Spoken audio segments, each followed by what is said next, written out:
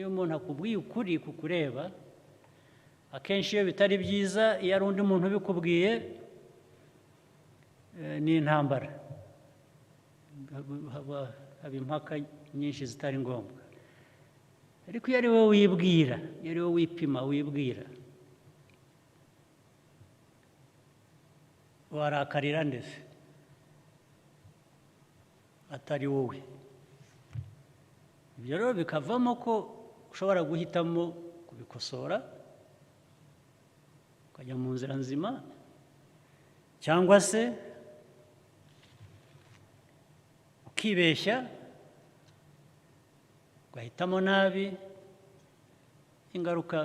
ukazaba uhura nazo imbere ariko iteka umuntu wese afite amahirwe